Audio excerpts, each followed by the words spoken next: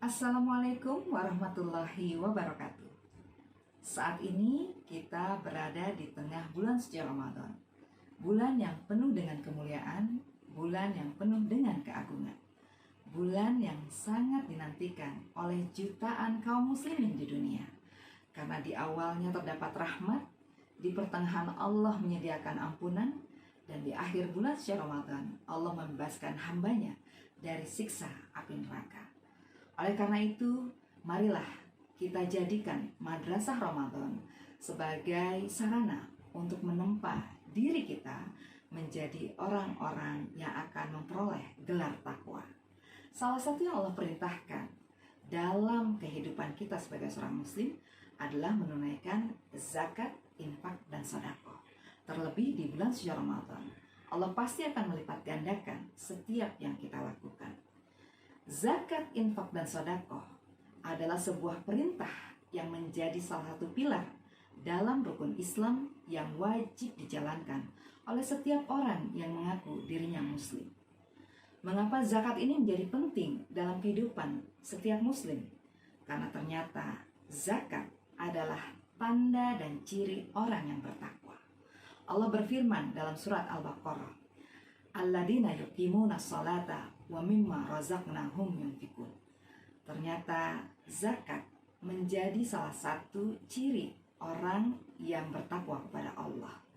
Marilah sama-sama kita jadikan zakat ini bukan hanya sebagai sebuah kewajiban, tapi juga kebutuhan bagi kita untuk membangun solidaritas nasional. Hari ini kita melihat tidak semua orang di sekitar kita, tetangga kita, lingkungan masyarakat kita adalah orang yang beruntung. Masih banyak keluarga-keluarga yang masuk kategori prasejahtera. Dan itu dapat kita entaskan salah satunya dengan menunaikan zakat, infak, dan sedekah. Dengan harapan ketika zakat, infak, dan sedekah ini mampu kita mobilisasi, ada banyak keluarga yang kurang beruntung, ada banyak keluarga yang prasejahtera akan bisa keluar dari masalahnya. Ternyata selain sebagai tanda ketakwaan di hadapan Allah, zakat juga sebuah cara untuk menyucikan harta kita. Boleh jadi pada saat kita mencari nafkah atau mengelola sebuah usaha, ada hal yang kurang berkenan di hadapan Allah.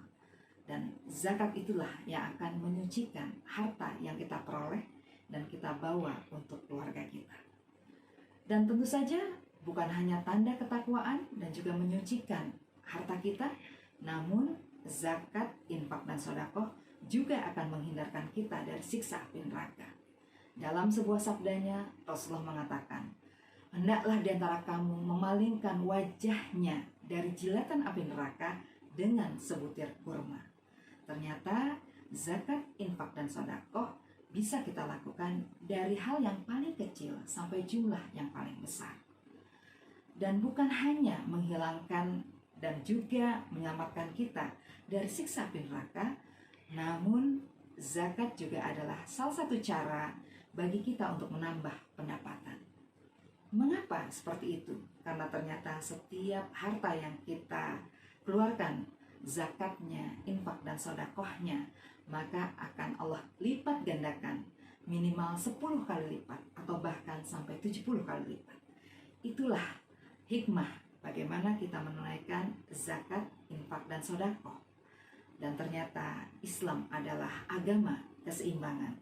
Islam adalah agama yang berdimensi dunia dan di akhirat. Apapun yang kita keluarkan sebagai bentuk zakat, infak, dan sedekah bukan hanya menyelesaikan persoalan sebahagian masyarakat kita di dunia, namun juga berdampak pada keselamatan hidup kita di akhirat. Salah satu sabdanya, Rasul pernah mengatakan, ma min yaumin yusbihu fihil ibad illa malakani yang zilan. Fayaqulu ahaduhuma, Allahumma a'ti munfiqan khalafa. Wa yaqulu akhar, Allahumma a'ti mumsikan talifa.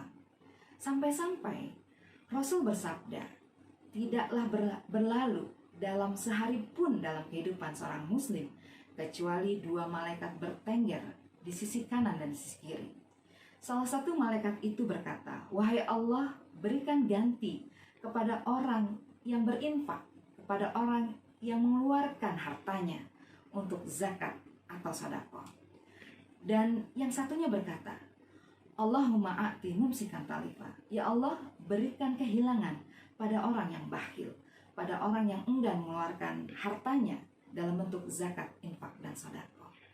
Dan itulah mengapa peristiwa zakat, infak, dan sedekah bukan hanya peristiwa di dunia, tapi juga para malaikat akan mendoakan kita, akan mengamini doa kita, sekaligus akan meminta kepada Allah agar rizki kita ditambah dan dibuat berlimpah.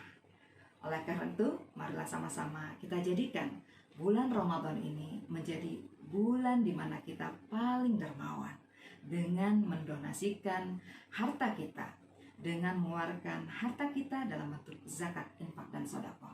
Apalagi dalam situasi pandemi COVID kali ini, maka setiap yang kita keluarkan tentu akan berdampak secara signifikan pada penyelesaian bagi masyarakat yang terdampak secara ekonomi.